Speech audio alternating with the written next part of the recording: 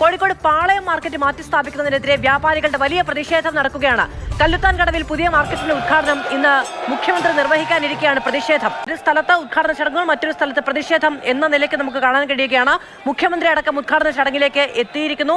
അഭിമാനാർഹമായ നേട്ടം എന്ന നിലയ്ക്കാണ് ഇതിനെ സർക്കാർ അവതരിപ്പിക്കുന്നത്. പക്ഷേ ഇതൊരു കുത്തക ഭീമന് വലിയ ലാഭമുണ്ടാക്കാൻ വേണ്ടി സർക്കാർ നടത്തിയ ഒരു ഒളിച്ചുകളി, അട്ടിമറി എന്ന നിലയ്ക്കാണ് ഈ പാളയം മാർക്കറ്റ് മാറ്റുന്നതിനെ എതിർക്കുന്ന വ്യാപാരികൾ പറയുന്നത്. പക്ഷെ അനുകൂലിക്കുന്ന ഒരു വലിയ സമൂഹവും കൂടി അതിന് ഓപ്പോസിറ്റായി നിൽക്കുന്നുണ്ട്. അവർ അനുകൂലിച്ചുകൂടി ഈ സ്ഥലത്തേക്ക് എത്തി. അങ്ങോട്ടും ഇങ്ങോട്ടും കൂടിവിളിയായതോടുകൂടിയാണ് പോലീസും പ്രതിഷേധക്കാരും തമ്മിൽ ഉന്തും തള്ളും ഉണ്ടാകുന്ന സാഹചര്യമുണ്ടായത്. അഭിമാന പദ്ധതി എന്ന നിലയിലാണ് ഈ ന്യൂ പാളയം മാർക്കറ്റ് മുന്നോട്ട് അവതരിപ്പിക്കുന്നത്. ഇതേ സമയം തന്നെ പാളയത്തുള്ള വ്യാപാരികളും തൊഴിലാളികളും വലിയൊരു വിഭാഗം കരിദിനം ആചരിക്കുകയാണ്. വലിയ പ്രതിഷേധമാണ് പാളയത്ത് അരങ്ങേറിയത്.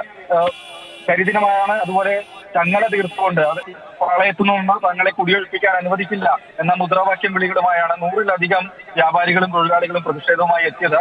കനത്ത പോലീസ് കാവലാണ് സ്ഥലത്തുണ്ടായിരുന്നത്. ഒന്നാമത് മുഖ്യമന്ത്രി വരുന്ന വഴി കൂടിയാണ്. ഒപ്പം തന്നെ ഈ വിധത്തിലുള്ള വലിയ പ്രതിഷേധം നടക്കുന്നതുകൊണ്ട് വലിയ പോലീസ് കാവൽ സ്ഥലത്ത് നേരത്തെ തന്നെ ഉണ്ടായിരുന്നു.